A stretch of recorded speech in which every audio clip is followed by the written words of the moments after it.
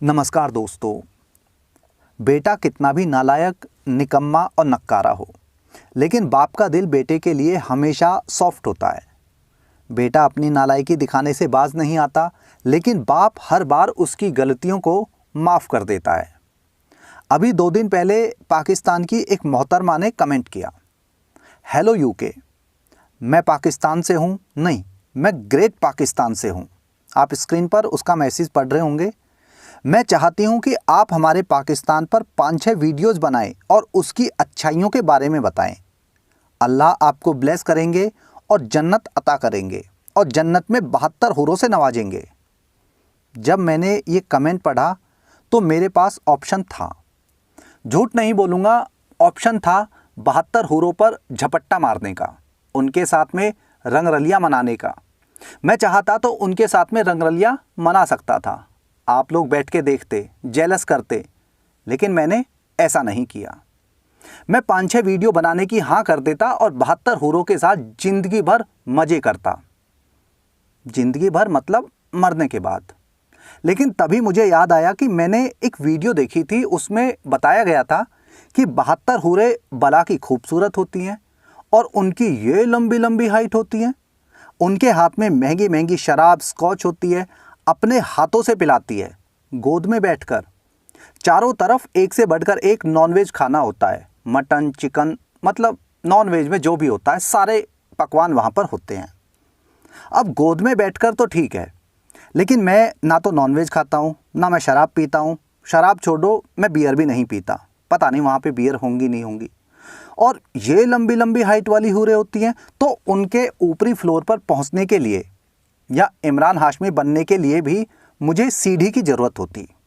और सीढ़ी जो है, मतलब मेरे पास थी तो 2, लेकिन एक सीढ़ी पिछले महीने ठेकेदार ने तोड़ दी जो कंस्ट्रक्शन का काम कर रहा है। और दूसरी सीढ़ी लेकर मैं अगर कहीं जाता हूँ तो मम्मी चप्पलों से ऐसी सुताई करती कि नानी याद आ जाती। और ऊपर से मम्मियों के ताने। मुझे लगता है जो वीडियो देख रहा है सबको एक्सपीरियंस होगा। पहला डायलॉग यही होता कि यहाँ तुम लोगों के लिए महल बनवाएं या कंस्ट्रक्शन के सामान से तुम्हारे शौक पूरे करें। भाई, ना तो मैं इतना बड़ा रिस्क ले सकता था और ना मैंने बाद में उसे जो है रिप्लाई दिया, जो आप अभी जो है स्क्रीन पर देख रहे हैं। हम हिंदुस्तानियों को खटारा गाड़ियों को इकट्ठा करने का शौक नहीं है बहन। मेरी वाली 72 हूरों को आप अपने शौहर के पास भेज देना, खुश हो जाएगा बेचारा। लेकिन वीडियो बनाऊंगा पक्का, अच्छी का नहीं पता, लेकिन सच्चाई के साथ बनाऊंगा। और एक बात, अल्लाह मुझे 72 हूरें दे या ना दे, लेकिन आपकी मुंडी पकड़ के पानी में डुबो के इसकी सज़ा ज़रूर देंगे कि पाकिस्तान के आगे ग्रेट क्या सोच के लिखा तूने। इसी बात के लिए भेजा था तुझे चपटी पृथ्वी पर। और एक बात, आज तक आपने जो भी कोई अच्छे काम किए होंगे वो पाकिस्तान को ग्रेट लिखने के कारण सब रद्द किए जा रहे हैं। ख़त्म, टाटा बाय बाय। लेकिन वीडियो डन। बहन बुरा मान गई और कमेंट डिलीट करके भाग गई, लेकिन मैंने उससे पहले ही स्क्रीनशॉट ले लिए थे। पाकिस्तान के काफ़ी लोग मेरी वीडियो देखते हैं, कमेंट करते हैं, और असल में मेरे असली वाले, मतलब एकदम सच्चे वाले, तगड़े वाले वेलविशर वही हैं। फ़ैन नहीं बोलता मैं, फ़ैन कोई नहीं है, यहाँ सब फैमिली है। पाकिस्तान के लोग मेरे सच्चे वेलविशर हैं, क्योंकि जिस देश में आज की डेट में खाने को आटा नहीं है, पीने को पानी नहीं है, जैसे तैसे पानी पी लिया तो सूसू करने को शौचालय नहीं, वहाँ के लोग मोबाइल रिचार्ज करा के मेरी वीडियो देख रहे हैं। मतलब इतना समर्पण, इतना प्यार। मेरे तो 4 दिन से खुशी के आंसू नहीं रुक रहे। लेकिन मैंने बाद में ध्यान दिया कि वो आंसू नहीं थे, कुछ और था, क्योंकि मैं रूम में नहीं वॉशरूम में खड़ा था। वैसे पाकिस्तान महान तो पता नहीं, लेकिन अनोखा ज़रूर है। अभी जो है एक खबर सोशल मीडिया पर बहुत ज़्यादा वायरल हो रही थी, जो दिसंबर 2022 की है। इंटर कॉलेज के टेस्ट एग्ज़ाम में जो टीचर था, जिसकी ड्यूटी थी, उसने स्टूडेंट से कहा कि भाई बहन के रोमांटिक रिलेशन पर 300 शब्दों में एस्से लिखो, और साथ में सवाल पूछा कि क्या भाई बहन के बीच में प्रेम संबंध हो सकते हैं, अगर हाँ तो इसके फ़ायदे और नुकसान बताओ। मतलब टीचर ने कहा स्टूडेंट से कि भाई बहन के बीच में रोमांटिक संबंधों पर एक एस्से लिखो। ये खबर बाहर आई तो स्कूल मैनेजमेंट ने टीचर को नौकरी से निकाल दिया और उसे ब्लैकलिस्ट कर दिया। अब इसी मुद्दे पर जब मैनेजमेंट से पूछा गया कि आपने उस टीचर को ब्लैकलिस्ट क्यों किया, क्योंकि हमारे देश में तो मटर छीलने के लिए किसी भी रिश्ते की बाउंडेशन है ही नहीं। हम तो अपने घर की छाछ पहले खुद चखते हैं, बाद में दूसरों को मौका देते हैं। यही तो खूबसूरती है हमारे मानी मछली जल की रानी है, इसको छोड़ो, हमारे देश की। इसके बाद मैनेजमेंट के एक मेंबर ने नाम ना छापने की शर्त पर मीडिया को बताया कि हम लोग पंचर लगाने में माहिर है, लेकिन उस टीचर को बाहर निकालना हमारी मजबूरी थी, क्योंकि ये एक हैवी टेक्निक है। हैवी बोले तो बहुत तगड़ी वाली, और बच्चों को इतनी जल्दी इतनी बड़ी टेक्निक नहीं सिखानी है। हमारे पाकिस्तान के बच्चे इतने नालायक होते हैं कि अगर उनको इतनी जल्दी हैवी टेक्निक सिखा दी तो वो अपने बाप का और अपने बड़े भाइयों का हक खा जाएंगे। पाकिस्तान के अलग ही जलवे हैं। ये खबर कोई फेक खबर नहीं है, ना ही मैं जोक में ये खबर बता रहा हूँ, असली खबर है। आप चाहे तो गूगल पर इसको सर्च कर सकते हैं। पाकिस्तान पिछले 20-25 सालों से ज़्यादा से दूसरे देशों की भीख पर जिंदा है। ये एक कड़वा सच है। भाई जो भी पाकिस्तान से वीडियो देख रहा है, देखो बुरा मत मानना, मैं जब लिखने बैठता हूँ तो मैं जो सच है वही लिखता हूँ, फिर सामने कोई भी हो और सच कितना भी कड़वा हो। मन बहलाने को झूठी और मीठी बातें मुझसे नहीं हो पाती। कभी कभी अपनों से भी कड़वी बातें बोलनी पड़ती है, इसलिए सॉरी बाबू। खैर, तो पाकिस्तान 20-25 साल से भीख मांग के खा रहा है, और 10-12 साल से तो इसकी रोटी और मटन बिरयानी भी चाइना और सऊदी के पैसे से आ रही है, और बदले में चाइना इसकी ज़मीनों पर, इनकी औरतों पर कब्जा कर रहा है, वो अलग है। आज पाकिस्तान में हाल ये हो चुका है कि वहाँ पर दूध 220 रुपये किलो, नमक 100 रुपये किलो, चावल 300 से 350 रुपये किलो, आटा 250 से 300 रुपये किलो, सूजी तो बहुत बुरी तरह सूजी हुई है, चिकन 900 रुपये किलो। चिकन से याद आया, महंगाई इतनी ज़्यादा है वहाँ पर कि हाल बेहाल है। पाकिस्तानियों की गांव में इतनी दरार पड़ चुकी है कि टेलर भी अब उसकी सिलाई करने से मना कर चुका है। लेकिन अभी भी अकड़, लाहौल विला कुव्वत, रस्सी जल गई लेकिन बल नहीं गया।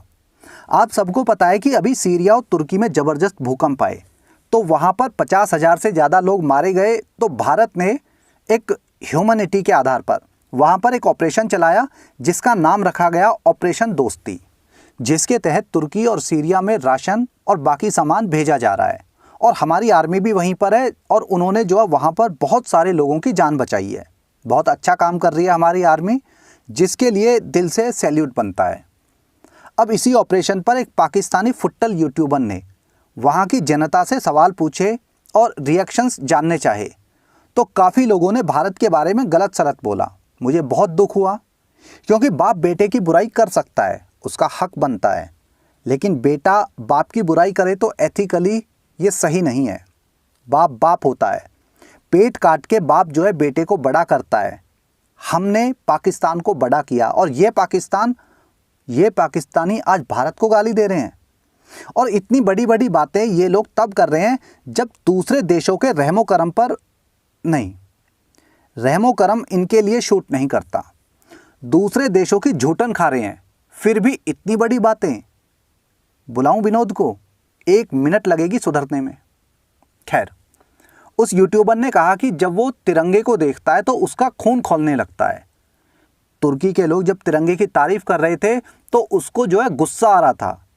वहीं एक और पाकिस्तानी था, चाइना और सऊदी की झूठन खाने वाला।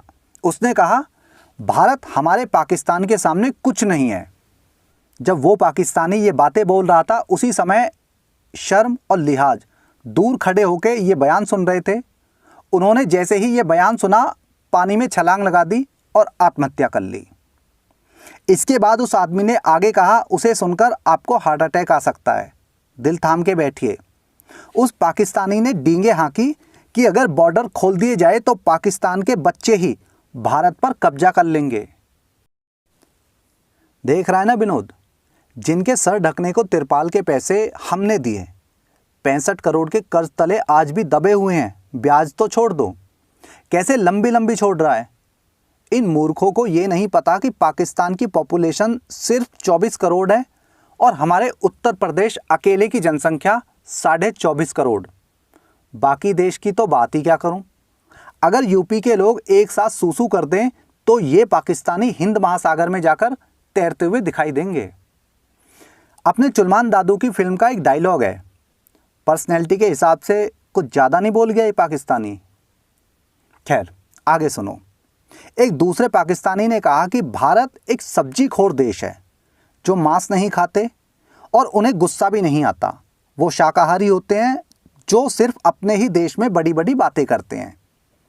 अब आपको लग रहा होगा कि ये पाकिस्तानी कौन सी दुनिया में रहता है, तो आपको बता दूं कि पाकिस्तान में स्कूल और कॉलेज में यही पढ़ाया जाता है। और तो और वहाँ पर पढ़ाया जाता है कि भारत एक डरपोक देश है और हम लोग जो है 1948, 1965, 1971 और 1999 की जंग में हारे थे। जबकि पूरी दुनिया जानती है कि चारों लड़ाइयों में हम हिंदुस्तानियों ने, हमारी सेना ने पाकिस्तान का तीतर बना दिया था। और उसी सेना ने घुटनों पर बैठकर, पाकिस्तान की सेना ने घुटनों पर बैठकर चिल्ला चिल्ला कर कहा था, तोहफा कबूल हो जहाँ पना, तुझसी ग्रेट हो। लेकिन भारतीय सेना बहुत बहादुर और रियल हीरो हैं। वो ऐसे फटे हुए तोहफे कबूल नहीं करती। उनका स्टैंडर्ड बहुत हाई है। उनको ऐसे गंदे शौक भी नहीं है। और अगर गलती से भारतीय सेना पाकिस्तानी सेना के उस तोहफे को कबूल कर लेती तो क्या होता। कसम हिना रब्बानी की, आज पाकिस्तान की औरतें ही नहीं बल्कि पाकिस्तानी सेना के जवान भी 18-18 बच्चे पैदा कर चुके होते।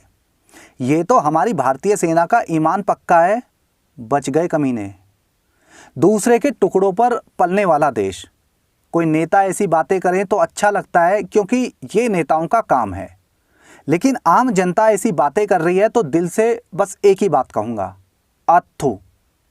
पाकिस्तान के कुछ लोगों की ये बड़बोली बातें आपकी समझ में आ रही है तो मुझे भी समझाना। मेरी समझ में तो इतना ही आ रहा है कि देश के साथ इनका दिमाग भी दिवालिया हो चुका है। आप भी अपनी राय देना। अभी इस वीडियो में इतना ही। जल्दी मिलता हूँ अगली वीडियो में। जय हिंद, जय राम जी की।